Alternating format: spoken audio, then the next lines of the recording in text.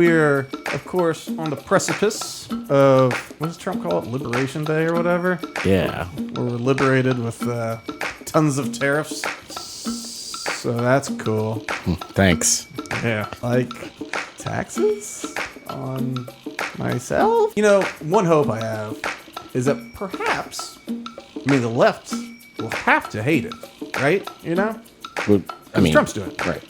And, there'll be a chunk of elected people on the right, who will also be like, hey, this is bad because it raised the cost and all this. Maybe at some point, that'll help everyone see raising corporate taxes actually just raises our costs. Corporate taxes are hidden income tax for all of us. Just like this tariff argument, who pays that? Is the business just going to lose money because they have this new fee from the government?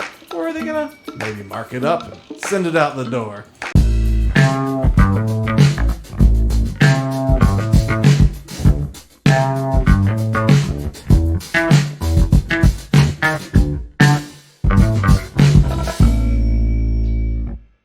Welcome to Loaded Talk. I am your congressman, the third most popular candidate to ever be. I am Frank, and along with me, as always... What's up, Planet Earth? I'm Bean.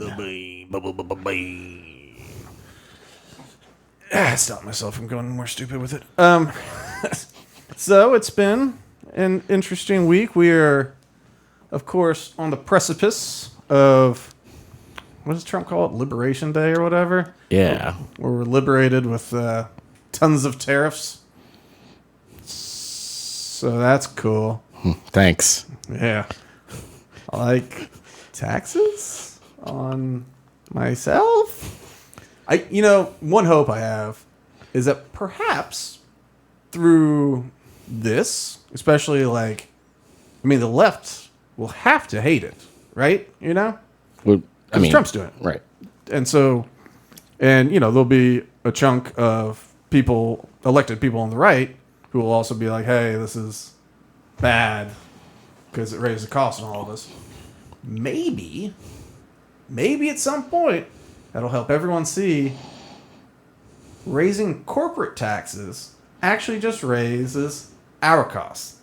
Corporate taxes are hidden income tax for all of us. And kill the bad business. It's like, yeah, just like this tariff argument, who pays that? Is the business just going to lose money because they have this new fee from the government? Or are they going to maybe mark it up and send it out the door? And it's like, well, that one. Definitely that one. So we got that coming up, our great liberation. And then, I don't know, we got some military stuff. We're just going to kind of go through a couple things here. It might be a little all over the place. I am going to start, however, with our hometown, because anybody that doesn't know, we have our representative is one Anna Paulina Luna, a performer. All right, so Anna Paulina Luna is resigning from the House Freedom Caucus. She announced in a letter to fellow conservatives on Monday. Let's see. All right, so Luna has teamed up with Democrats and several other Republicans on a mechanism aimed at forcing consideration of legislation that allows new parents in the House to vote remotely for 12 weeks around the baby's birth. She said, I've consistently supported each of you, even in the moments of disagreement, honoring the mutual respect that has guided our caucus. That respect, however, was shattered last week. So, the focus of her anger is a brief incident from earlier this month when a group of House conservatives held up a chamber-wide vote on unrelated legislation to press the GOP leaders to kill Luna's measure. It's known as a discharge petition. So they were all about that discharge in Congress. So a discharge petition allows lawmakers to force a bill onto the House floor despite objections from leadership, provided the mechanism gets signatures from a majority of the chamber. All right, so... So, acting within the House conference rules we all agreed to, I sought to bring a vote to the floor on a measure that would allow new mothers in Congress, fewer than 14 in our nation's history, and fathers, if they choose, to vote by proxy. This was a modest, family-centered proposal, yet a small group among us threatened the Speaker, vowing to halt floor proceedings indefinitely, regardless of the legislation at stake, including President Trump's agenda, unless he altered the rules to block my discharge petition. And let's see, she praised the head of it. I cannot remain part of this caucus where a select few operate outside the guidelines. La la la la la. So she's the first House Freedom Caucus member to leave the group, other than getting pushed out. There were some that got pushed out. Someone left during a shakeup, so I guess not the first to leave. Oh, in this Congress, in the 119th Congress. So Mike Johnson says he believed that proxy voting was unconstitutional. He said, we addressed this in conference this morning. A handful of our colleagues have gotten behind the effort. And look, I'm a father. I'm pro-family. Here's the problem. If you create proxy vote opportunity just for young parents, mothers, and the fathers in the situation, where's the limiting principle? And Chip Roy from Texas, who's been like a long time House Freedom guy, he said, respectfully to my friend, this unconstitutional rule would ultimately not be limited to moms, cancer patients, dads, worst of all, people who just lazily abuse it, voting from boats. She leaves out her discharge allows no amendments. We should show up to work, vote. Okay, so, Anna Paulina Luna, who, conservative firebrand. She started doing internet shows and stuff like that and kind of getting her face in new media and kind of moved here, a little carpetbagging situation, and, soundly defeated me. But she, she's always been like, I'm super conservative, I'm all these things, Now, granted, she voted for Obama twice, but that was, before she was so conservative. And before she changed her name to Luna, because Luna, of course, is not her real name. She changed it to that to appeal more to Hispanic voters, because she was working, I think she got a job at some publication, and she was mainly focused on the Hispanic community. You didn't know this, Charlie? No. Yeah. I always thought her name was weird, but I'm like, maybe she's Spanish. Well, she is. She's half Spanish and half German, I think. Or something. Welcome to the club, Yeah. Yeah, maybe Hungarian. Something like that. And then her husband has a real, Polish last name. And so she was, I forget, Heffenpfeffer. I get the change now. Yeah, she had a name that was something like that, and then her husband's last name is very similarly long and not digestible, and but she's gonna be the voice for the Hispanics, so she changed it to Luna, and started bringing the Paulina in there again, when she was running in the primary for Congress, I guess. Oliver Stone. Is that right? Oliver Stone? Not the filmmaker. What's the Dirty Tricks guy? That has Nixon's face tattooed on his back. Roger Stone. And anyway, I guess he doesn't like her for whatever reason.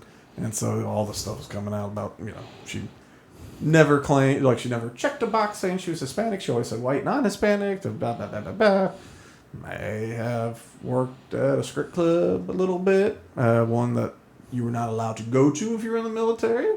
But she said she was a waitress, not a stripper. She just worked at a strip club as a waitress. Okay. So anyway, but one thing that's consistent with all this stuff, beyond her authenticity being questionable, is she seems to be like a perpetual victim.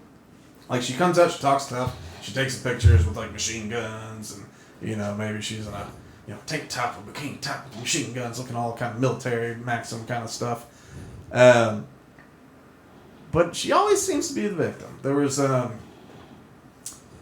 was, of course, when in the primary, when things first began, there was somehow that recording of that guy that came out, who was the 5th place candidate or something, and he was talking about like, I got connections to the Russian mob, and if she pulls above this after this date, like, taking her out, we're taking her out. And you listen to it, you go, I mean, that does sound like he's saying, and like he's drunk. It's like it does sound like he says they're gonna kill her, without saying it out loud. But he was also in that he said something about two of the other candidates basically like not being a fan of her either. I think was it Matt? There was like Matt Tito, and maybe Amanda Mackey too. But so when she filed for her injunction against this guy, which makes sense, you go, yeah, you should probably look into that and keep him away from you. So when she filed for that, she put the other people's names on it too, even though they weren't on the phone call, and he didn't even say that they were involved in it. He mentioned their names. So basically, she takes something authentic enough where you go, yeah, I could maybe get that injunction, and then stretches it out to include these other names. So the news is that she gets an injunction against her opponents for a murder for hire plot. And it looks like all of them are murder for hire. It's like, no. And then when things were coming out where it's like they would release stuff from her past, it was very unfair. She's being bullied. Like, I guess while she was a waitress at the strip club in the Panhandle of Florida, she was doing that, she said, to raise money because her now husband, Andy, had gotten injured in Afghanistan or Iraq or something. And so she was trying to get up to see him and something or other, right? Of course, while there, it's like she files an injunction against some of her coworkers who were strippers. And it seems to be something about, it seems from like the paperwork, the police reports and stuff, that there was some issue with, I guess, Paulina Luna's husband, and maybe there was a disagreement over who laid claim on him or something. It's because they were together, but then they broke up for a little bit and they got together again, right? And so, I mean, he was not allowed to be at that strip club, of course, according to the military that he served. But maybe he went there at some point. But yeah, so basically these girls came in when it was not their day to come in, and like sat in her section, started like, I don't know, peacocking and whatever. And she said, I'm gonna call the cops, and so she did. And so filed the paperwork, all this kind of stuff. But I don't know. It's one of these things. Her uncle, I think it was her uncle, came out and said something because he was like responding to her. I think she filed for an injunction against her uncle because he would like follow her Facebook stuff and he would reply to stuff and be like, "This isn't true." Like she said something about like her grandmother and like fighting alongside of some famous Mexican or Hispanic kind of like rights leader type person. I forget who, but there was like, she was like, "Oh, my grandmother did fight alongside so and so." And like her uncle's like, no, like she wasn't old enough for that. Like it doesn't actually line up. Like, I think you're misunderstanding. And so he would kind of jump in and be like, no, it wasn't like that. And so it's like she got an injunction against them and said like, basically that she didn't really have much of a relationship with him, and that, he was a drug addict, and because like I think her parents were drug addicts or something like that, or her dad was or something. But anyway, the uncle's just like, well, I mean, you lived with us for 8 years. Like, I mean, yeah, I did. I had some addiction issues during some of that time. But it's like, I mean, we housed you for whatever it was, 8 years, 4 years, multiple years, And then basically she moved out. Like, it seems like they suggested that she move out because she was wilding out a little bit, smoking the devil's lettuce, drinking them 40s, which there's a photo of both. Anyway, but throughout this whole process, she always Taylor Swift victims, right? So is this, right? She got this idea to allow people, and I don't know if this means she's pregnant again or what, but like she's like, all right, you can vote by proxy, which of course means, well, I don't know in her world if that means electronic voting, like for her bit what she was trying to accomplish. I don't know if that means like some sort of electronic way of signing on to a vote, remotely, or if that means like literally signing your proxy vote over to somebody else. I'm going to choose to vote this. I'm passing it to my fellow member, so and so, signature, yada yada. So whatever it is, all right. Everyone should get 12. Was it week? Was it weeks? Was that what it was? Mm-hmm. Holy cow, that's crazy. Anyway, yeah, the 12. Where the hell? Yeah, 12 weeks. Okay. That's a wild amount of time. So it's like anybody that has a kid gets 12 weeks of proxy voting, and members of the Freedom Caucus sounds like they're like, that's not really constitutional, and we don't want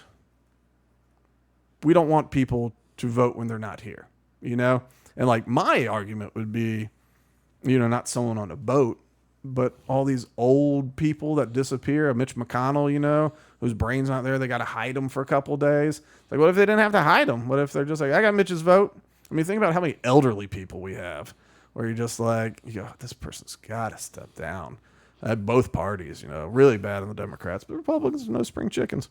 And it's just like if suddenly their staffers could just turn in all their votes for them. I mean, they're already sitting there going, you voted yes, you vote yes, which is bad enough, but at least we can watch. Holding their hand for the I know. Because like if you get beyond that, it's like the auto pen thing all over again. It's like we're going to have an auto pen government that just bought and paid for. And I am somebody that thinks we need to get people out of DC more, I think I think the calendar of votes should be, because there's no real floor debate anymore, which, bring it back. Like, bring back floor debate. But when you see people giving a speech on the floor, they've just scheduled time with C-SPAN. Like, no one else is there. There's barely anybody in the chambers, just enough to be like, all right, go ahead, say something on the record. And because you look, and there's like, they've got their staff right behind them because they're in frame, but there's no one else in there. Like, it's not, they're not talking to anybody. They're making videos that they can clip later for content, But I think they should tighten up the calendar and fit more votes into, like more actual votes into tighter periods of time. And you should be required to be in your district for some amount of time, but it should be over half the year. You should be like in your district office or, basically in your district office for, I don't know, 60, 75% of the time. And then like every quarter, you go up to DC, like here are the things we got to vote on. And like, you go, well, what about the wheeling and dealing? It's like we have cell phones, we have email, we have, Zoom. There's all sorts of ways. Signal. We got Signal, sure do. Oh, that whole mess too. But look, there's lots of ways to talk to people. It makes it so that lobbyists and the scum people have to do more work to get to everybody, or leave a paper trail. But like, them's the breaks. But like, if you got like, all right, we've been discussing it for however long it's been that the bill's been in the hopper, but we've been discussing it. We come to like, you have a vote this one time period, maybe right before the votes are committee meetings where things get moved to the floor or not moved to the floor 4 times a year, something like that. And just like keep people out of DC. So I like that, but you gotta be in person and like coherent to vote because we've got enough problems with questionable mental statuses. So anyway, but of course, instead of just, and I assume that people had conversations with Representative Luna at some point going like, I don't think that's constitutional. I just don't think it's, I'm going to push it forward. I'm going to move this forward. And so people are like, we can't have that. We're like, there's enough votes on the Democrat side to pass that. And all of a sudden, all of them are going to vote proxy, and then we're stuck with it.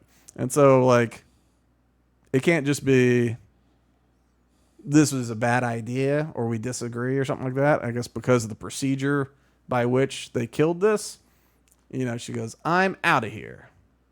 Like, I'm out of here. Y'all have done me wrong. Yeah. But it's one of those things you go, I'm willing to bet that at least one of them is just like, look, we don't want to do, like, this is not a good idea. We don't want to move this forward. We don't want to move this forward. It's like, well, I'll use this kind of rule, and it has to be moved forward. And it's just like, okay, we don't want to do that, I'm like, well, I'm going to do it. I think it's a good idea. It's like, cool. Well, then we're going to kill it. And so I don't know. It's one of those things like it could have been something shady where no one actually talked to her about it. It could have been totally shady the whole time. But it seems like everything's always unfair for her. She's always victim, you know? And there was even a story that came out about, and I didn't even know the story was out until she responded to it, which makes me wonder, I don't know, who put the story out? But somebody was basically said that Trump had her, they would just said like a young congresswoman or something, like in his bed on either Air Force or Trump Force One or something. And so, she came out, she's like, I was, 8 months pregnant or something. He saw I was uncomfortable and said, if you want to go lay down in the back, you can go lay down in the back. She's like, my husband was on the plane. Like, this was not some sort of creepy sleaze thing. This was actually a very nice thing. And, but it's one of those, like, that came out. And of course, it's like, oh, I can't believe people would accuse and blah, blah, blah. And it's like, I haven't heard this accusation. Like, I've only heard it after you've responded to it, which makes me wonder who planted it, Because, like, she's got some media knowledge. I don't know. Obviously. She thinks she's creating, like, fake scandals? I think that possibly the person that leaked the story to whatever outlet covered it, barely covered it, it could have been somebody that she knows. That was like, hey, this happened. Like, remember what Paulina Luna, the one that does the bathing suits and stuff? It's like, Trump, it's like, oh, yeah, okay.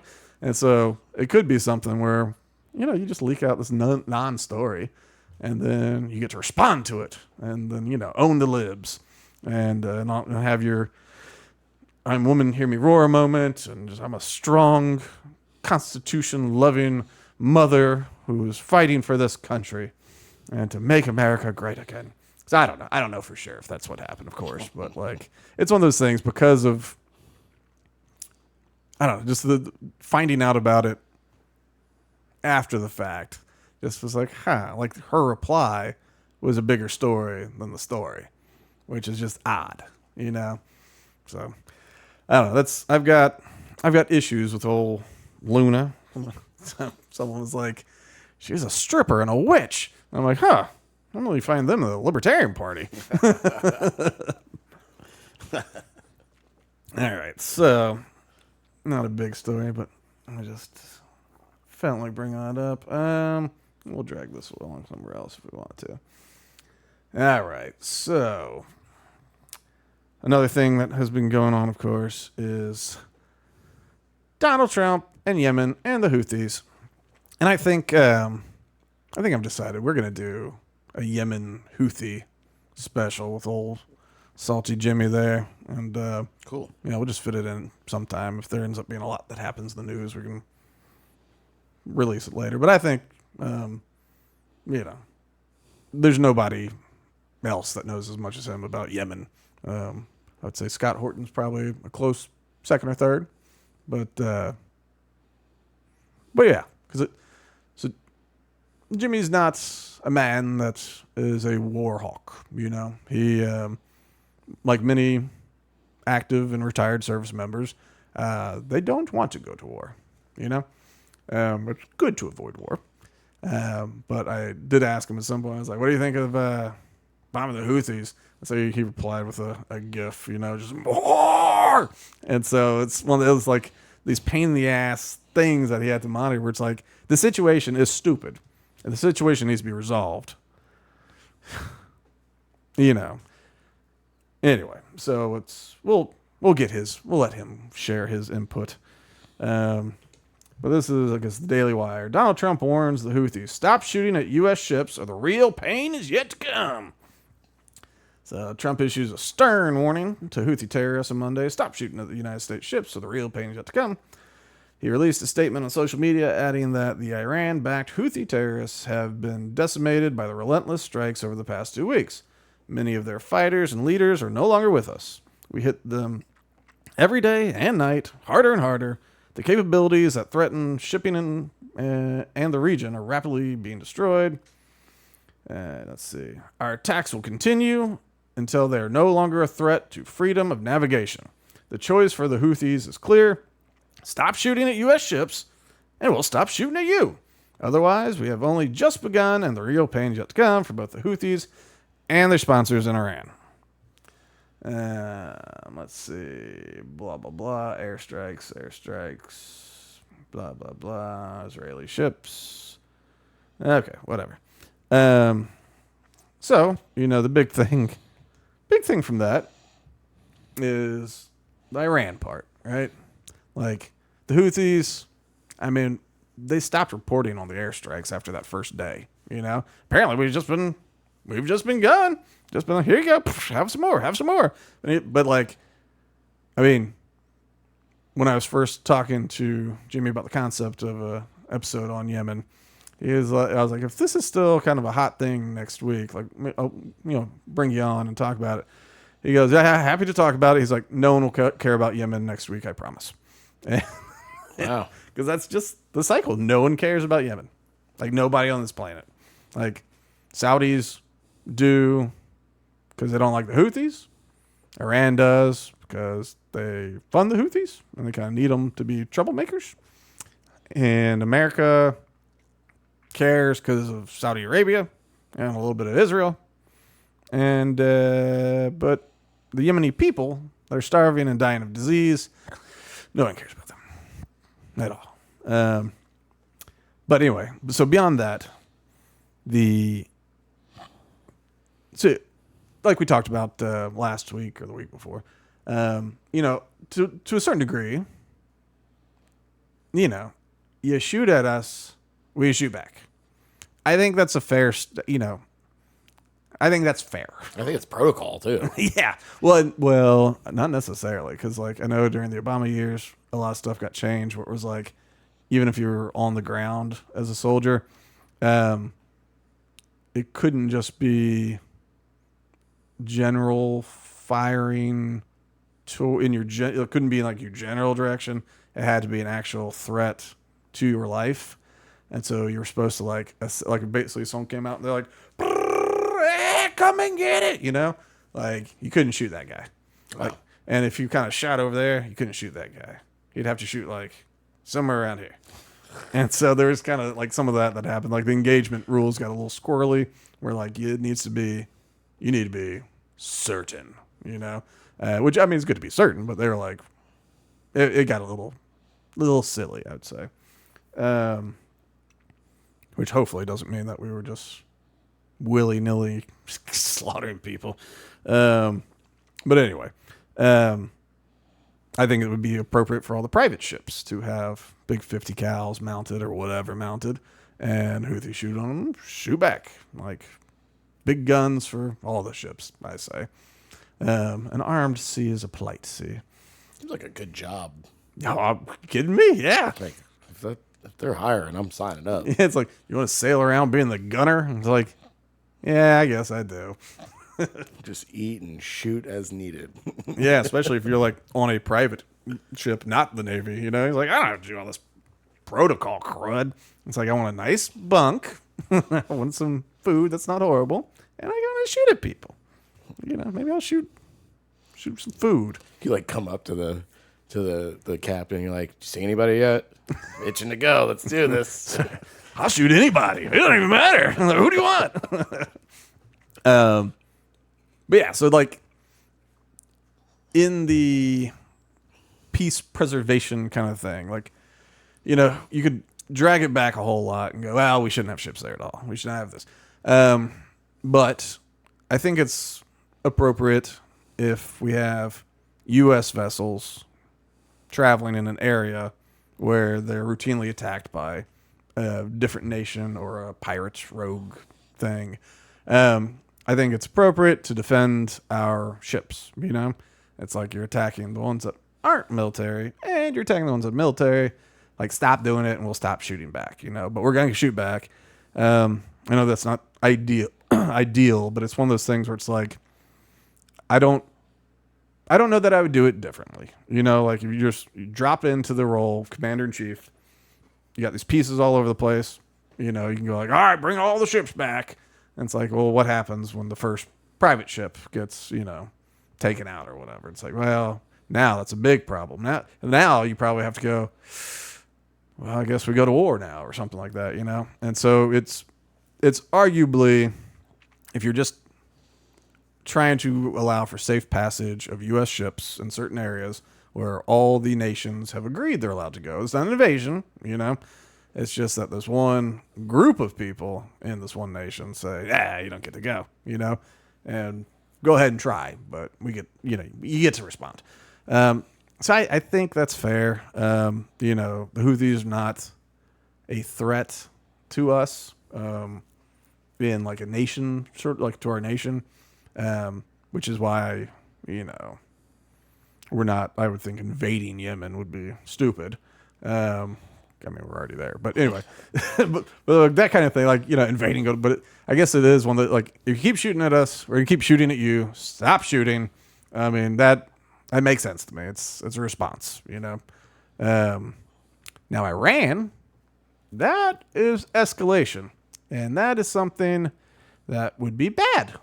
I don't want to start a war in Iran. It would be a new front. It would be, you know, Israel would definitely be involved with that. Who knows how that would sprawl? It's been part of this dream of the neocons for forever to topple all these different, which now, like, more have toppled, you know? So it's like Iran was always the last one they wanted to topple. So, like, I don't like the extent to which we're threatening to blow up Iran, you know? But let's see. Oops, that's the wrong one. That's the right one. Let's see here. This is from the Washington Free Beacon. Iran, facing Trump threats, says it positioned launch-ready missiles to strike U.S.-related positions. Look how ugly this site is. It's just the ads are everywhere. Who are these women? Okay. Yeah. Lucy Dackett. Anyway, who are that? These ads, they're killing me, Charlie. The Blaze is so pretty with that slack of ads. All right. Iran says it's readied a significant number of advanced missiles capable of striking American bases and military outposts in the Middle East, drawing sharp warnings from Trump administration. Iran's armed forces have readied missiles with the capability to strike U.S.-related positions. The Tehran Times, a significant number of these launch-ready missiles are located in underground facilities scattered across the country, designated to withstand airstrikes. Whoopie-dee. All right, Bikini Curl, you go away. Okay, the announcement came in response to President Donald Trump's threat over the weekend to bomb the country if it does not enter into negotiations over its contested nuclear weapons program. But Trump's not backing down. They told the Washington Free Beacon it does not take kindly to military threats. President Trump and his administration do not take kindly to military threats, said White House National Security Council Communications Director James Hewitt. The president has made clear he prefers direct diplomatic channels with Tehran, and they will face serious consequences if they do not end their work to obtain nuclear weapons. Iran's missile activity was accompanied by a series of threats from Ayatollah Ali Khamenei, who promised a strong counterstrike against the U.S. if Trump follows through with the bomb. So they've been going back and forth, talking smack. Iran basically says that they're down to talk to the United States indirectly, not directly. Trump's like, let's just talk directly. And they said, nah. And which has kind of been their position for a while. They go, hey, why don't we talk by way of Egypt or somebody? I don't know who. Signal. Yeah, through Signal. Let's see. Yeah, this is what Trump said. If they don't make a deal, there will be bombing, he said during an interview. Though the president has repeatedly emphasized his desire to ink a fresh nuclear bargain with Iran, he has made clear that war plans remain on the table. And President Trump said clearly that there are two ways Iran can be handled, militarily or by making a deal. We hope that the Iran regime puts its people in best interest ahead of terror. And Tehran has ruled out direct talks with the Trump administration, but said, amid its war threats, that the possibility of indirect talks remain plausible. Said the door to holding indirect talks with Washington remains open. Okay, whatever. So they say they got all these missiles ready. Somewhere they call it like a city. Yeah, it's a missile mega city or something. Yeah, where'd you say that? Scroll up a little bit. All right. Missile mega city.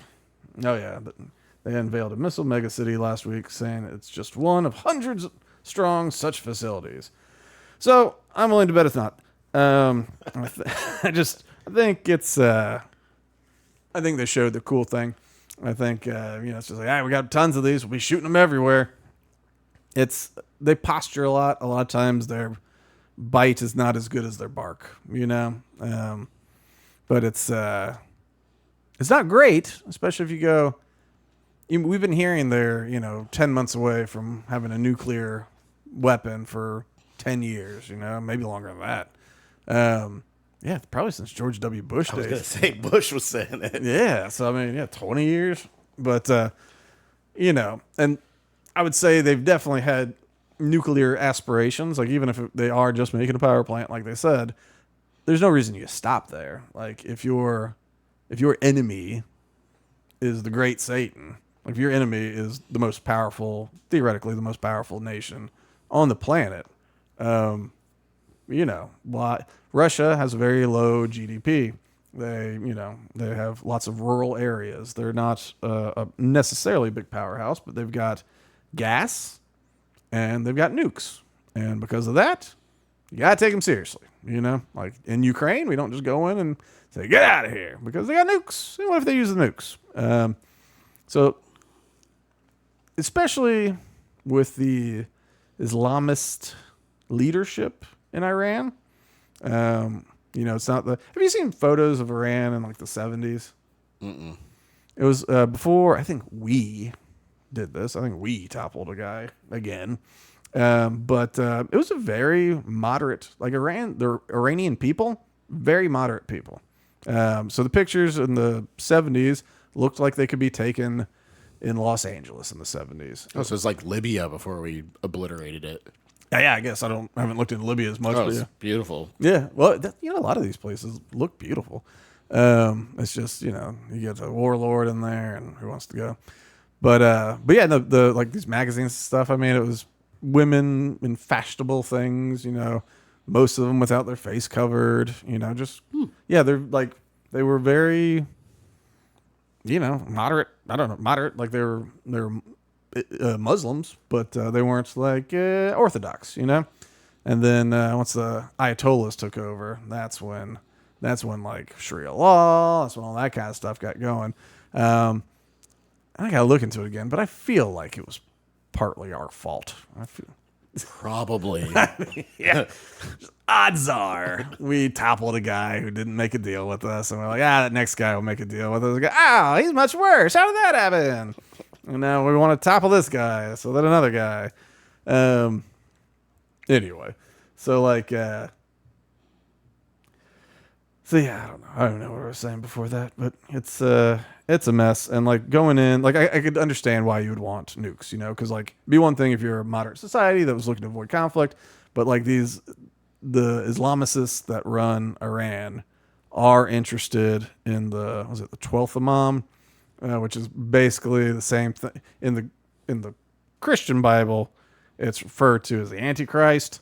So it's one of those things like not, most of Islam does not kind of fall into the 12th Imam type thing. Just like most Christianity doesn't follow into like the white supremacist thing, which I just learned a new white supremacist Christian nationalist thing. You want to hear it? Sure. All right. So in the garden, right, you had the serpent and you had Adam and Eve, right? And so the serpent's a metaphor a little bit, like he was actually like the devil, right? And so he was tempting not with an apple, but to get down. So basically what happened is Eve did not take a bite of an apple. She banged Satan.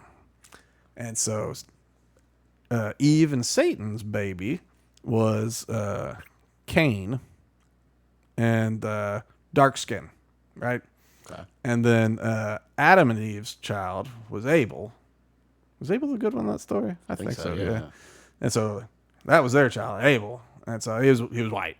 So basically after that, it was just like, okay.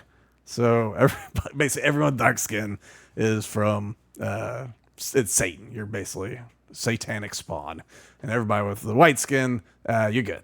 you're Adam and Eve people. And so, anyway, apparently that's like a white supremacist KKK sort of Christianity spinoff. So kind of like how most people don't believe that. Most people don't believe in the 12th Imam, but people that run Iran seem to believe in the 12th Imam, which is not great because it's a good thing to bring back the 12th Imam, to welcome Allah back.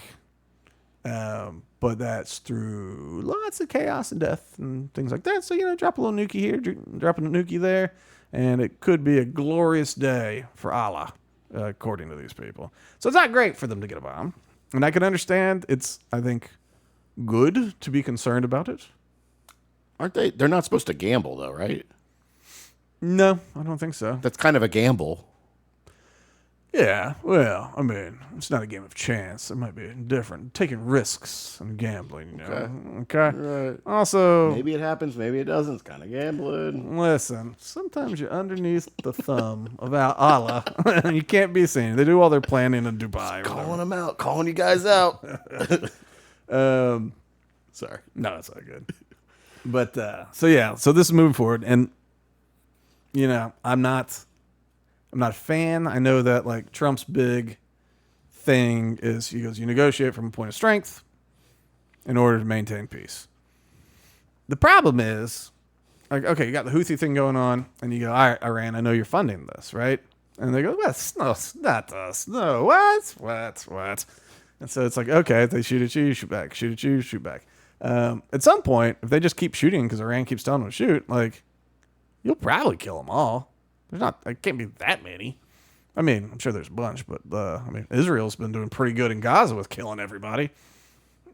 Well, if they have cells elsewhere, then they're just, hey, all of them just got killed. You're moving there. Sure. Like that just keeps happening, like swarms of ants. Yeah, and it's most likely. But you go like, okay, like I don't know, they shot us again, another airstrike. Shot us again, another airstrike. Because, like, they shoot at our ships, and it's like, ka-dink, and then we go, yeah, a couple more precision airstrikes. And, they get their targets laid out, and it's just, like, it's more than a dink on the side. So it's just one of those things, like, you can make an argument for it, for, the Houthis. But being like, all right, Iran, we know you're doing it.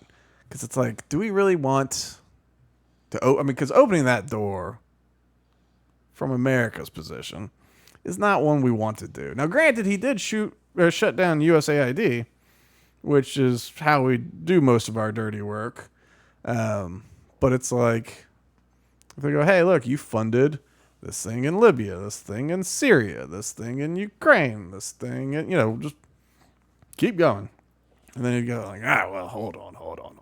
Like we didn't do that. We can't be held responsible for that. It's like, and we didn't do this. And it's like, all right.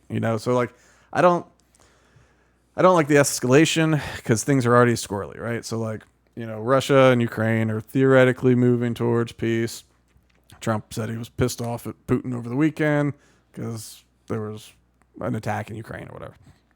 And somebody in the Russian government came out and was like, hey, no, we're still working on this whole peace deal. It's just taking time and, fighting a war in the meantime, like it's one of those things where like, I don't know, Trump wants to move quicker. And, but anyway, so you got this thing that's bubbling and problematic and you've just opened up a trade war with like the entire globe almost.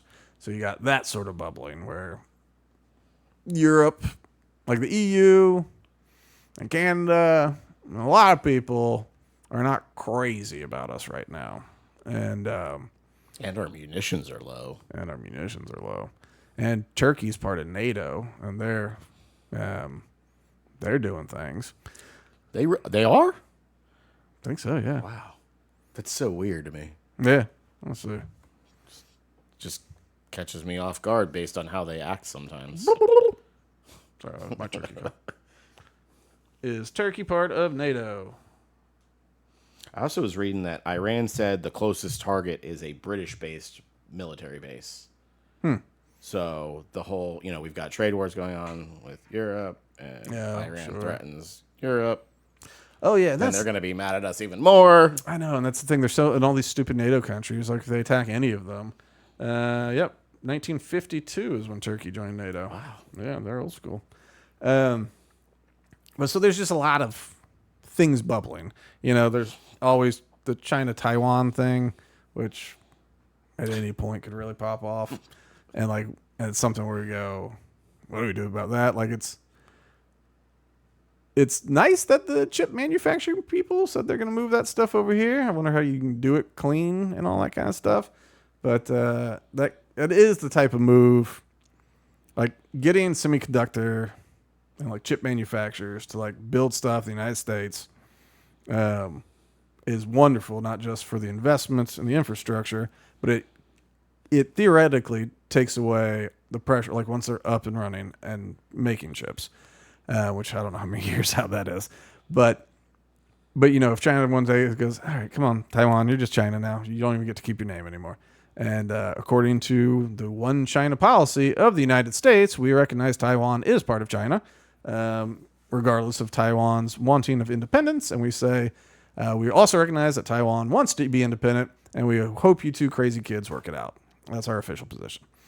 And so it would be extremely stupid to try to jump in to defend Taiwan just in a logistical way, because it is very close to China, very far from us.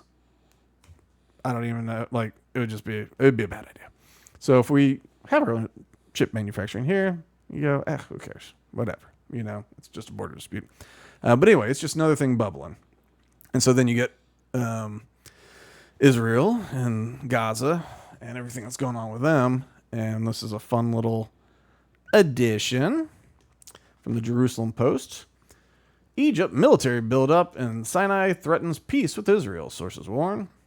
Israel has recently observed a military buildup by Egypt in the Sinai Peninsula, according to a security source who spoke with reporters on Monday. Egypt has deployed forces beyond the permitted quota, expanded port facilities, and extended runways at airports. They added that these actions violate the peace agreements between the two nations. Regarding the entry of Egyptian forces beyond the permitted quota, security officials emphasize that such actions are reversible. It's not a problem to pull tanks back. Security sources emphasize that Israel is committed to maintaining the peace agreement and will not alter its deployment along the border. However, Israel will not accept the situation and will not tolerate violations from Cairo. Washington is responsible for upholding the peace agreement and must ensure it is implemented as written. Why? Why are we responsible? This is the part of those Abraham Accords or whatever. So I'm sure we're just like, all right, y'all be good, and we'll be the enforcement arm for both of you, of course. But I guess whatever's been going on, and they've just been ignoring it. Why they're extending their runways? More planes, bigger planes, bigger planes. Yeah. It's one of those things where you go, all right, let's pull up a map here. I'll pull this up. Actually, hey, why don't you just in the same tab, just go to Google Maps and pull up Egypt. Because, Israel, for change, is, yeah, for change, they're being a little bit problematic. They go, okay, here, let's pull this up. All right. Let me go here. All right. So you got this peninsula here, right? Sinai. And it shares a border with Israel. And if you go up to the top, of course, there is Gaza and Rafah, where there's a passage from Palestine or from Gaza to Egypt, right? What's left of it. Yeah, for real. That chunk in the southern or whatever southwestern area, that is gone. I mean, it's just gone. Once you get up north, some of that is still, intact, but holy cow. Actually, I think they updated it. Let's see. Come on, resolution. This connection's killing me back here. Okay. Yeah, I might have to. Was that from 2025? Yeah, so we got recent. And I think, man. maybe it's anyway. I was playing with it the other day.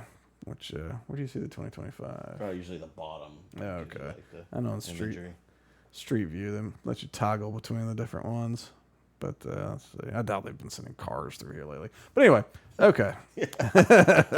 All that being said, so all right. So you're bombing a lot of stuff in Gaza, right? And so you have lots of displaced people who no longer have homes because, as we've talked about, Gaza's not like, even though it says camp and camp and camp, it's not. These aren't tents. These are apartment buildings that are, I don't know, 15 stories high or 10 stories, whatever. They're multiple. It's when you go before it was all destroyed. When you did a street view, it was just like you were in a city. You know, it was like maybe not as nice as like an American city or something like that. But it's projects, yeah. Yeah, it looks like projects. Yeah, it's like, you know, no great architecture, but it's buildings that house all these people. But now all those people don't have any houses. So they can either go to... Let me get rid of all this. Let's see how the traffic's doing today. No, look at the traffic. Okay. But, you know, you've only got so many ways you can go here. Get out of here. So you travel north, and you go, well, I guess that doesn't get me where I need to be. It's like, okay, so I can't go there. It's like, so I guess I have to go south to Egypt or west or whatever. So if you're preparing for a bunch of Palestinians and possibly Hamas coming in, they're going to be coming in through this peninsula. Like, that's where they're coming. Like, of course, Egypt is going to build up forces around there. Now, you can say, well, they're not allowed to. They should build up forces. You know, they shouldn't do it. They should just, I don't know what. Deal with it. Yeah, just deal with that. Like, you said you wouldn't do it. And you go, well, I know I said I wouldn't do it, but, like, the situation on the ground has changed. What is the... Okay, that's the West Bank, I see. Okay, that makes sense. But it's changed on the ground. So how, like, you're going to simultaneously maintain this, like, high level of destruction? You know, it would be war if there was another army or another military. Like, I know Hamas is there and they've got some guns and stuff, but, like, maybe on October 8th, you go, you don't know what they got waiting for you. At this point, we kind of know that they don't have much, you know? Just PVC. Yeah, they got lots of PVC. And so it's like, all right, so odds are, I mean, the only way you can really drive them is down through Egypt. I mean, so if you're Egypt, you go, all right, Israel, I know we said we wouldn't build up any troops, but what are you sending our way, and how are we supposed to deal with it? Well, we have a border, but what if they October 7th us, you know? Like, we got to be able to do something. So it's like, it's accelerating over there too. And I think that one is kind of a nonsense acceleration where you go, it's like, I don't know. There's no indication that Egypt's going to go to war with Israel. Yeah, there's just no indication that they're going to. Now you go, all right, well, okay, so what else do you have if you're Egypt, right? So you go, all right, we got Libya over here, not ideal. Sudan, they're kind of too broke to do much. So you go, all right, who's in this region? Like, Jordan's largely acting pretty cool about stuff, though less cool than they had been. A lot of people acting less cool than they have been. You got Syria, which of course we've recently screwed up, and so now we're funding. No. Yeah, I know. So it's all right. We're taking care of it. We're funding Al Qaeda to make sure ISIS doesn't win. We got it. Our friends, Al Qaeda. You know. Right. But okay, but so like Iran's doing whatever Iran's doing, right? And so you go, okay, well they fund ISIS over in Syria, and they fund the Houthis, down here in Yemen. And so it's like, all right, well, they're funding people over here, they're funding people over here. And suddenly you start looking at it, you go, all right, so if Iran is mad at Israel, which they are, and they're mad at all allies of Israel, which they are, and say they're particularly mad at Islamic nations that are being friendly with Israel, which they definitely are, then suddenly you go, well, looking to the east, there's lots of rooms for potential problems. You know? It's like, why wouldn't you use your eastmost landmass to position your military over there? You know? I mean, I wouldn't put all my eggs in that basket, but I would probably start moving some resources that way myself. Because you don't know how this thing's going to pop off. Anyway, so every time, so as we push things with Iran, possibly more than we really need to be poking this bear, other people are reacting. You know, as Israel continues doing what Israel does without us getting them to pump the brakes, we're just approving. We go, it's fine, do it. You know, you do your thing.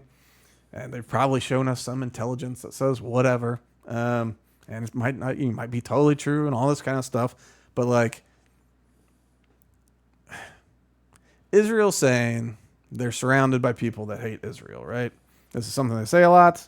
It's largely true, you know. I mean, you're a Jewish state in the middle of the Muslim part of the world. Space. Yeah. Yeah. It's you know, you're not wrong. But at some point, I mean, that can't be the whole argument, right? Like, Iran wants to destroy Israel. Yeah. Israel wants to destroy Iran. Now, maybe not the whole country, but Bibi Netanyahu does. And he'll say it other way. Oh, well, I think blah, blah, blah. But, you know, this plan to take out all the Middle Eastern leaders, with Iran being the last pin to fall. I mean, this is something that Netanyahu was pushing for pre 9/11, you know? It was what he, you know, for a long time, he's like, we have to take out these people. They're bad people, and blah, blah, blah. And it's like, all right, you know, 24 years ago, like, you're still here. Like, we should work on expanding peace. You know, expanding peace would be good, but I don't know if that we need to be taking out nation states because they don't like you. Because they haven't liked you forever. And you're still here. And like, not for nothing. You got your defenses. You should definitely build up your own defenses. You should have your Iron Dome. You should do all your stuff. Like, take care of your state. Take care of your people. But we don't need to be invading places, you know, because it will not end with a war in Iran, you know. And right next to Iran, I don't know how we're doing right now with Pakistan, to be honest. India, you know, we seem to have a solid footing with India, but Pakistan and India hate each other. And then Afghanistan's right there, of course. It's understood. India accidentally fires missiles into Pakistan. Listen, it happens. I think it has more to do with cricket. I went down a rabbit. Sorry to interrupt you. No, I went down a rabbit hole years ago, and I found out. Now I don't know how accurate this is, but Libya, Syria, maybe Iran, and Cuba, I think, were some of the last countries that didn't have a central bank. Interesting. And there were theories that this was the driver of these invasions, but not wars. Yeah, okay. So, not entirely sure. I mean, we decimated Syria and Libya. I have a feeling at this point Afghanistan doesn't have a central bank. Well, yeah, but I mean, I don't know, and that was also a driver for the New World Order, but I won't get into that. You know, I don't know. It's hard to say that some of these totalitarian places wouldn't have a centralized bank. It would just be in their own kind of way. Well, when I say centralized bank, one that's connected to all of the others. I see. Okay. Yeah. Yeah, gotcha. Yeah, you know, existing outside of our bubble is definitely something we don't like. We like people in our bubble because then we can control their money. All right, so everything's kind of a mess. All right, so whether the tariffs or this positioning right now, Trump has. I keep looking at this thing. I should just get it out of my eyesight. It's not on the screen anymore, right? I took it off. Yeah, I'm just playing with the map because yeah. Anyway, Trump's negotiating tactic often is get big, you bluster a little bit from a point of strength. Do this, I'm gonna do this, you know. And it's one of those where he's like, all right, but he doesn't actually want to do the threat, but he goes, I'll do it though, but I don't want to, like, behave. And so, like the tariffs, the argument behind them that people are making is that by putting other countries in the same position that they already put us in with their import tariffs, makes them go, okay, we give. Like, this hurts us more than it hurts you, and y'all can outlast us. So what we're gonna go ahead and do is just say, hey, what tariffs? We'll reduce them to this amount. And Trump goes, okay, we'll reduce it to that amount too. So that's the ideal situation. Same with the Iran thing and the Houthis. It's listen, and in Russia, it's like, listen, if you don't stop, we're going to bomb the hell out of you. And they go, maybe we'll stop every one.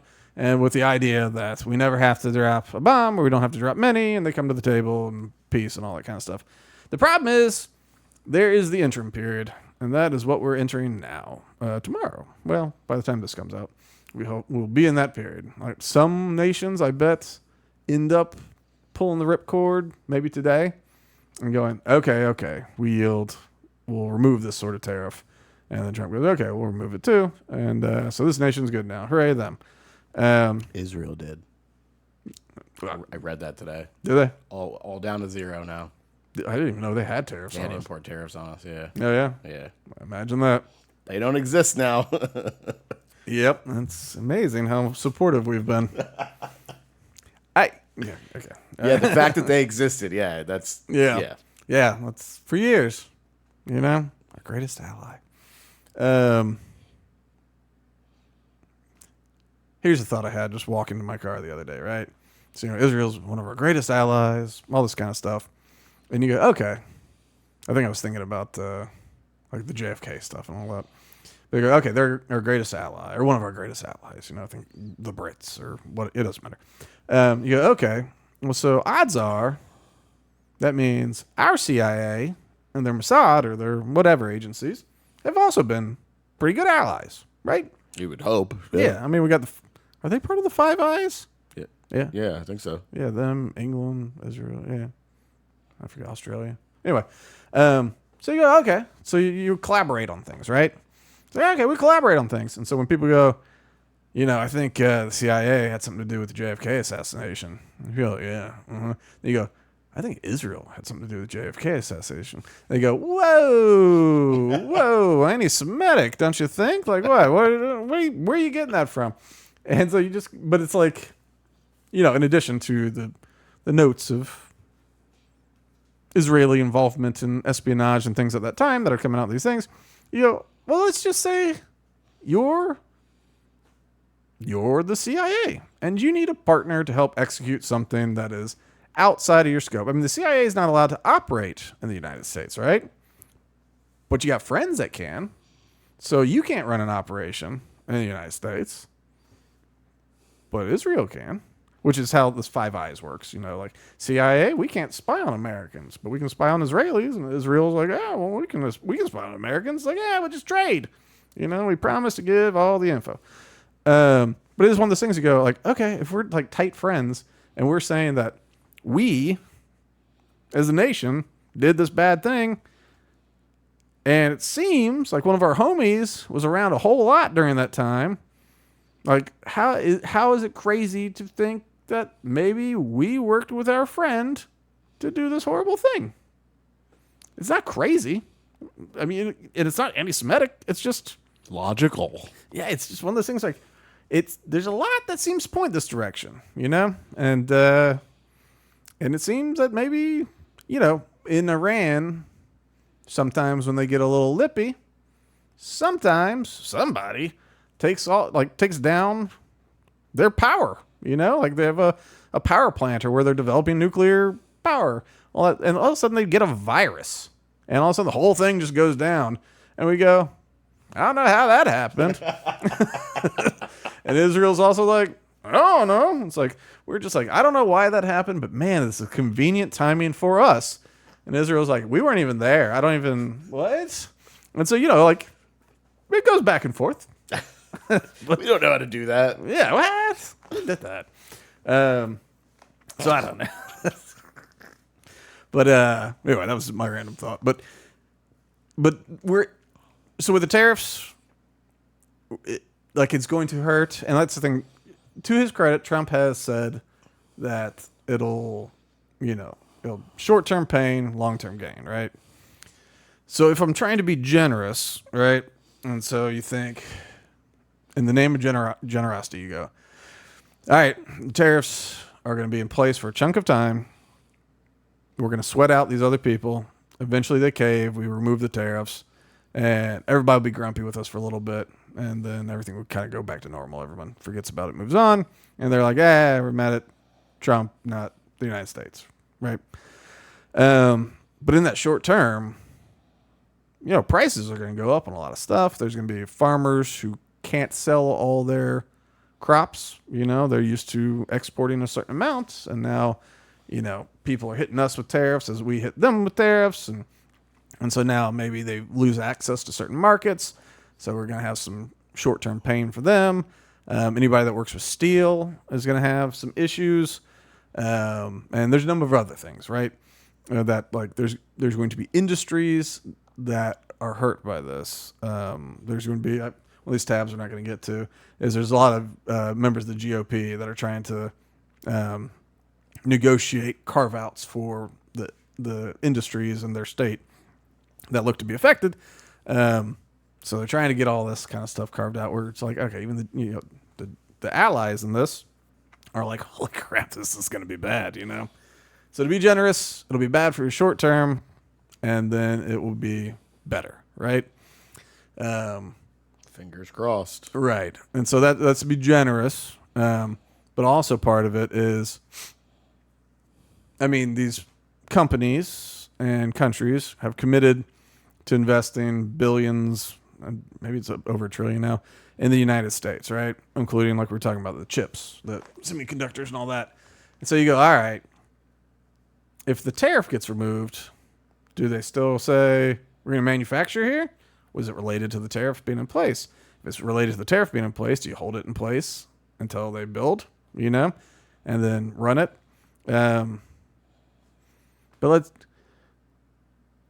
So that's where so you get to there, right? You go, all right, let's just say people pull the tariffs off pretty quick.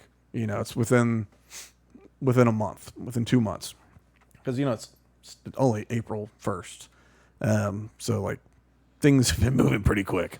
But let's say that happens, okay, and then the result of it is that substantial manufacturing does get returned to the United States. And maybe, the level of tariffs on Chinese manufacturers remains or something, where somehow we're able to be competitive without using slaves. I don't know how you are competitive when people have slaves. We're already lowering the age limits. Yeah. For working. Yeah. And it's just they can just scoop a bunch of people up and they trap them in there forever.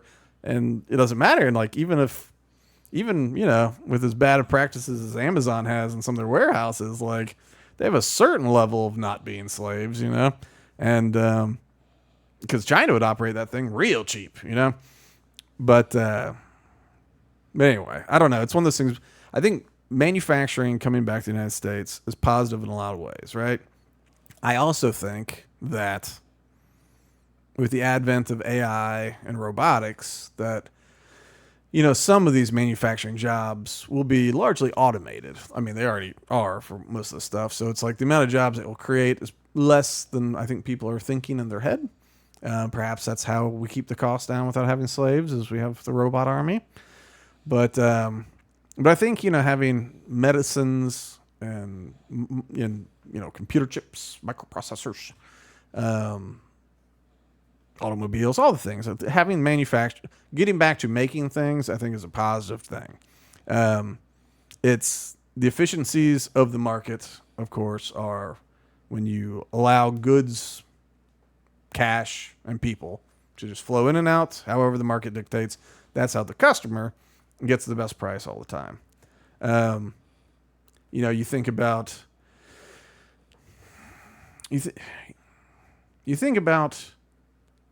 the consumption habits of Americans, right? And I think Americans should all have the right, and everybody, to consume however they want, right? But we've definitely lost our way. We buy too much cheap crap that we don't really need, and we don't take time to get good produce and meat, local, sourced as local as possible. Even, we allow things to be marked as made in America on meat when it's not. They just, cut it in America. And so, stuff like that, which is wacky. And so you don't, these cows, these livestock are fed all sorts of crap. They're injected with all sorts of things. And, we go, that's all right because, the New York strip's only $6 a pound this week. And you go, oh, that's pretty awesome. And it is. But I do think that, I don't know, during and this is not a pro-tariff thing. I still think it's a bad idea. But it would be nice if we could get back a little bit to a mindset of saying, like, I have lots of stupid t-shirts, right? I don't need so many stupid t-shirts. And one reason I get them is because they're cheap, But I think we don't need to be such consumers. I think creating things, growing things, I think all of us around the globe, really, but, in America and everything, I think we need to start refocusing on how about spend a little bit more and get a quality thing that'll last you for 10 years or whatever. Because, blue jeans used to last forever. Now they last not so long, The threading comes out, things fall apart, you just throw it away. It's not good to get there by scarcity, by forced scarcity of that. So I'm not saying I hope the tariffs create this scarcity and this pricing problem so that people can't afford to consume the way they have. But I don't know. I guess a part of me is just, I get kind of caught in this loop where I go, it would be better to just get a little bit more connected to the things we buy, the things we consume, and have it less just Amazon, sending stuff to Mars, sending a toothbrush to Mars for us, I don't know. I guess that's more of a hippy-dippy side of my thoughts. I think you also have to hope that the business mindset steers away from making something at just the right quality level to get the repurchase in a certain amount of time, Yeah, and that's the problem. And after, what was that Supreme Court case? There was one Supreme Court case that declared that the job of the corporation and of the CEO of the corporation, of I guess any corporation, is to maximize the return to shareholders, right? This is not a law. This is Supreme Court precedent. But because of that, especially if you're a publicly traded company, your goal has to be maximizing the stock value. It's Wall Street, not Main Street. That's the thing. They'll pull out this language sometime about it's not all about Wall Street and doing this. It's about getting back to Main Street and getting back to manufacturing. And then there is a level of truth to it. But having that where you go, all right, so you're a food conglomerate, you're a whatever. It's like the goal is to maximize profit. That is your legal responsibility. And that's good, but there's ways to do it. There's ways to do it that are bad, And so it's just, I think if we can get a mindset shift to have more people that do put this standard on certain priorities, even something like Butcher Box, right? So they get some of their stuff from Australia, some of the stuff from America. They try to get from sustainable farms. It's organic, but sometimes it's from regenerative places and all that kind of stuff. And so, they have these stated goals. They're like a B corporation. And even Blue Apron, they've got a goal of minimizing food waste. So they're all about strategic planning of purchases and all that kind of stuff for their menu and all that kind. So I don't know. It would be nice, and not that these companies are perfect or that they don't try to maximize, God, Quincy, maximize profit, but I don't know. I guess part of me would just, and maybe it's also just about being older and not having to like skimp by on almost no money. But you could like maybe more people can just step towards quality, step towards like get away from the conglomerate and try to get food, like shop local, as much as possible. I think a generational like time as time passes, I think the mindset will change just because of that. Those in the CEO, the C-suite level will have that mindset, to let's get back to what actually made America great. Well, yeah, and if it's what the customers want, the demand is there. The corporations follow. They'll follow the money. But it is, if you think back, I don't know, just everything used to be a local. You had to shop local for everything. Now, of course, you didn't have access to as much stuff. That's the counter to it. Like, today I got window envelopes for checks and little sticky pad things for little gnat catchers. Same day delivered to me, from Amazon. It's good. I didn't have to leave to go to Office Depot and or Home Depot. That was 2 stops, And so like, it's good to have access. It's good to have access. I think we all need some self-control. I think we need some self-control and to figure out priorities, because once things got into like this shopping mall mindset and better living through science and all that, it was just like, oh, we can do more. We can do more with less. We can do more with less. We can do more with less. And now we're looking at our food going, what the hell's our food made out of? Like, if our food could be made out of food, if our, Sheen, or not Sheen, anybody, the fast fashion, whoever, not Sheen though, don't sue me. But, fast fashion has this reputation for occasionally having lead in their products and other sort of toxins. And you go, how about our clothes don't have that? Just, I don't know. There's just, if we can just all take a minute and just kind of reorient ourselves to look for quality, not buy things we don't need, which, I mean, obviously, come on, I got a lot of stuff I don't need. So I'm a bit of a hypocrite on this, but I don't know. I guess in a perfect world, that's how this tariff thing goes, is we do introduce more manufacturing, and probably through AI and robotics, maybe we're actually finally competitive on the international front, Elon's Tesla bots probably get purchased a whole bunch. I watched a video on a Chinese car manufacturing plant the other day, and there's nobody in there. The lights were off, and you just see sparks flying. Yeah. And nobody's in there. So I've heard their version of the Tesla, their EV, is like $16,000 or something like that. It's like, yeah, it's amazing when you don't have to pay people. Right. And so, I don't know, but if like manufacturing came back, people kind of got less consumery without it sinking the economy. But I don't know. This is kind of a pipe dream. In reality, like, we're about to hit a rough time, and it's going to probably be dragged out as long as possible. The tariff thing's going to cause it on its own. The conflicts are going to, do whatever they do. But like, the tariffs are going to cause problems. And I hope they're short term. But if I was a Democrat and I saw how popular Trump came in and how much he got done, like right off the rip, and I'm trying to get him to lame duck status, I want the economy to be crappy for a long time, and so you try to make it hurt as long as possible, get in the news as much as possible, take other steps that like aid in the hurt.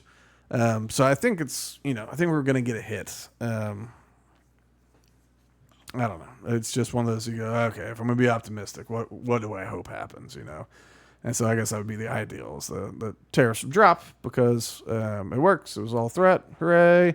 And now we have, now we get goods cheaper than we ever did, because we sell goods without having to pay tariffs, which makes us more competitive in these other places. Because that's, why you tariff something, to make it less competitive in your country so people buy local. But so maybe it increases, hey, look, we're able to sell more pineapples places or whatever. And then maybe along the way, we all learn a little lesson about consumerism. But that's a whole lot of hoping. All right, before we go, I assume we're over an hour. Yeah, 118. Okay. Let's just listen to old Kennedy from Louisiana talk about this whole judge thing. So we were talking about how these district judges have been shutting down Trump stuff kind of left and right. And we go like, how does this guy, this kind of local sort of judge, how can he shut down like an executive order? Not saying like this is definitely unconstitutional, but just like shut it down without somebody withstanding, And so this is no, you be quiet out there. Applies. No. So this is Kennedy talking to whoever the hell. So Kennedy from Louisiana, who's good with a joke and light up a smoke, and he's grilling somebody here. I don't know who this guy is. A universal injunction is what we call an order from a court enjoining the government in a way that goes beyond the parties to the case, but applies nationwide or in some cases universally to enjoin the government. Is it sometimes referred to as a nationwide injunction? Yes, it is, Senator. What's the statutory basis for a federal judge issuing an order that affects people other than the parties before the court? I'm not aware of a statutory basis, Senator. There is no statutory basis, is there? No, Senator. What's the United States Supreme Court opinion which interprets the Constitution in a way that allows a federal district court judge to do this? Can you name me that case? I'm not aware of one, Senator. There isn't one, is there? I'm not aware of one, Senator. Explain to me how this works. How can a federal judge issue an order that affects everybody else other than those in front of him or her? That's our question. How is that possible? It shouldn't be possible, Senator, but district courts do it all the time. I think on the theory that the courts need to enjoin a federal policy from going into effect, and they often will enjoin it as nationwide, so all non-parties are protected by that injunction. I thought that if you wanted to affect parties who aren't in court, you had to file a class action. That's correct, Senator. So why don't the federal judges, instead of issuing a universal injunction with no legal basis, tell the plaintiff, look, you got to go file a class action if you want to impact parties who aren't subject to my court? Senator, the Department of Justice makes that argument all the time in our briefs. I think in many cases, class actions would be inappropriate. They wouldn't. The plaintiffs couldn't satisfy Rule 23 to establish a class. So they couldn't. Correct. So they preferred to ask for a universal injunction. So real quick, just on all this, it's like, all right, well, I thought in court you had to have somebody withstanding, and you go, all right, well, you two chill, and then we'll see about it once we have the hearing, And he's basically like, yeah. And so he asked, where's this statutory, constitutionally, where is it stated that this is a thing you can do? And he's like, it's not. And so he's like, all right, well, precedent then, like Supreme Court, like a precedent, like where is it stated that you can do this? And like, it's not. And so he's just like, well, it's like, normally don't you have to have a class action? It's like, yeah, but that would be pretty impossible. It's like, all right. It's like, so these judges can sit there and just go, okay, federal policy cannot be implemented by elected officials because we think we need to look at something, And I like checks and balances. I don't know that this is that, because a district judge, so somebody that gets appointed by a president, one of the, whatever it was, the 480 something district judges they're appointed to a district. We have a district court of appeals being built in St. Pete right now. So somebody gets assigned to St. Pete, to this district that'll cover whatever. That judge can go, hey, you don't get to do that, president or whatever. You go, how did you get that? How did these judges become more powerful than the entire executive branch? Where you go, hey, you can't do anything. And like, granted, a big way to get around this is to have Congress do something. Which, if we had Congress doing stuff, there would be no room really, as long as it was passed the check of being constitutional. But anyway, so all right, then he gets to another point here. Yes. Does this encourage forum shopping? Yes, Senator. Not only does it encourage forum shopping, but also district shopping and filing multiple strategic lawsuits to find one judge that will enjoin a single policy nationwide. If you have 5 lawsuits, only one of those 5 cases needs to be successful. Okay, we've established that there's no basis in statute and no basis in Supreme Court precedent for universal injunction. How about a common law? I mean, universal injunction is basically an equitable remedy. So going back to pre-American times. Exist in common law courts in England on which our law is based? I don't believe so, Senator. I think the government has cited cases from the Supreme Court that says, courts are really bound by the scope of relief that a court in equity would have granted back in England before the founding, and the courts at that time would grant relief to the parties in the case, not far beyond the. A universal injunction as a remedy is unknown in English common law, is it not? I haven't done the research that far back, but I'm not aware. I have. It's unknown. Wasn't part of equity. Only about 27 universal injunctions were issued in the 20th century. Does that sound about right? So it's the 1900s. That sounds about right, Senator. But 86 of them were issued against President Trump in his first term. So is that 4 correct? times as much as I don't know the century. specific number, but they were a high number. And so far in President Trump's second term, 30 universal injunctions have been issued against him, have they not? 3 months. Senator, I don't have a specific number, but that sounds about right. The universal injunction has become a weapon against the Trump administration, has it not? Yes. And tell me again in my last 10 seconds, tell me the basis for universal injunction in Article 3. I read Article 3, which defines judicial power. Where does it mention universal injunction?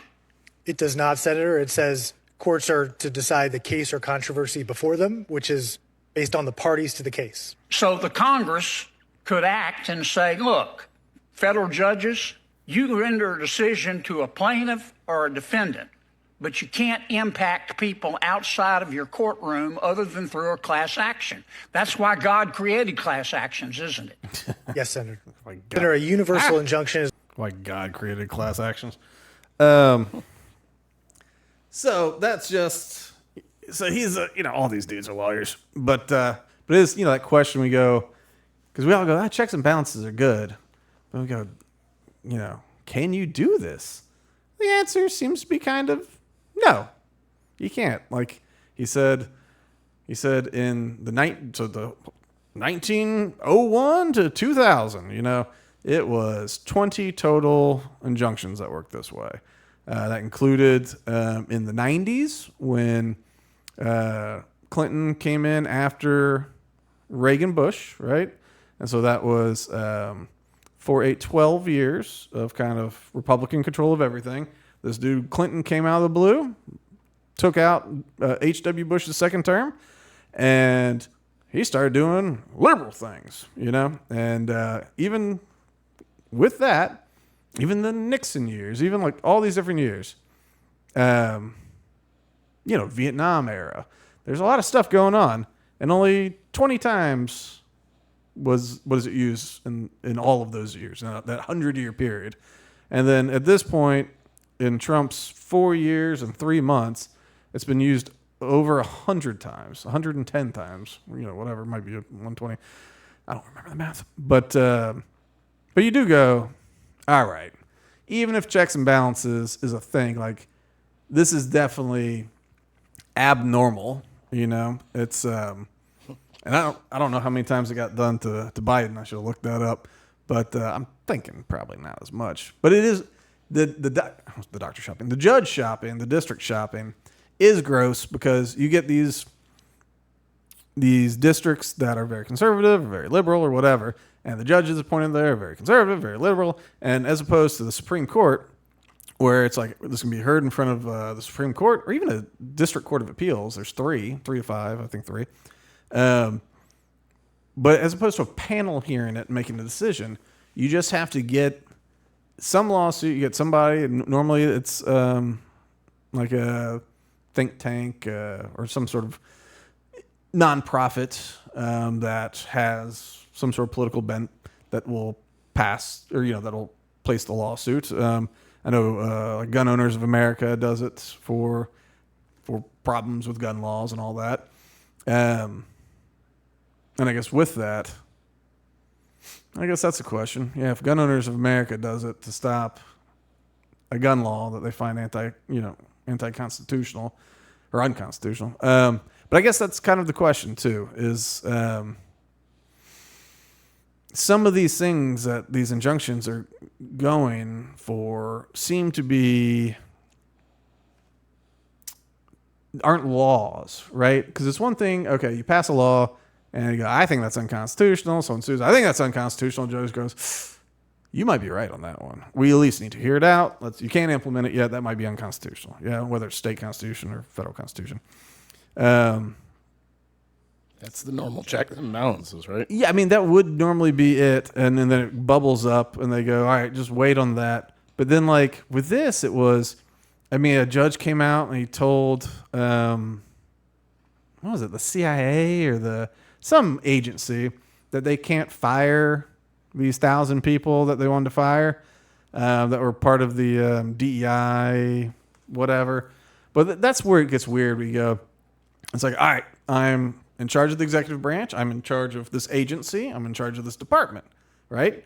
And you go, you're fired, which you should be able to do. Like private sector, public sector, whatever. I think it's Social Security. Huh? I think it was Social Security. It might be that too, but it was a different one. Like, okay. Yeah, I'm sure that because that one was the one.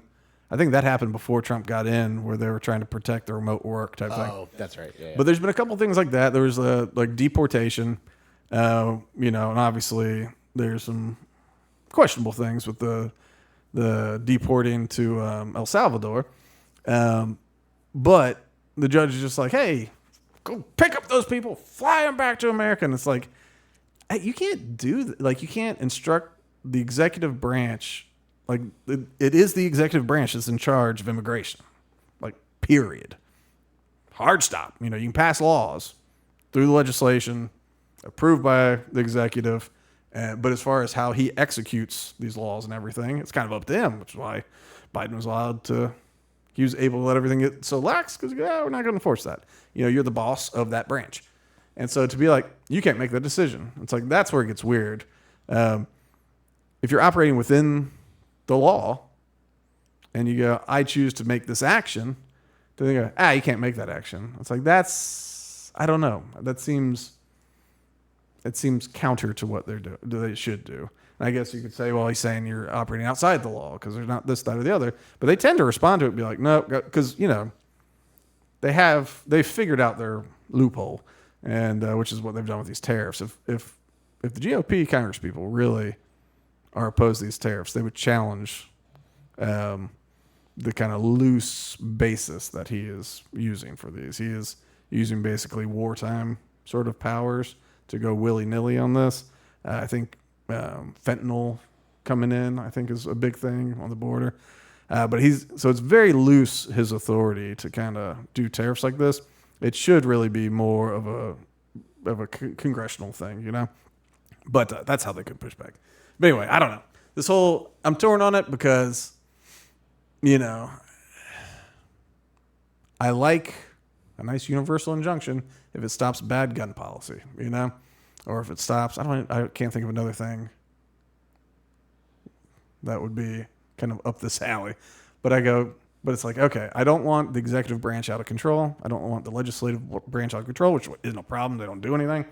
But the judicial branch also cannot be out of control. And we can't have these people that I've never heard of who can kind of be the de facto rulers of America. Right. Because that was one of the problems that Israel was having, why Netanyahu wanted to change the way their constitution was, which he got protests for and all that, was basically there was judicial supremacy over the government. Like the judges are actually the ultimate ruler. They go, we'll allow you to do that. We won't allow you to do that. I mean, we can't have that. We need real checks and balances.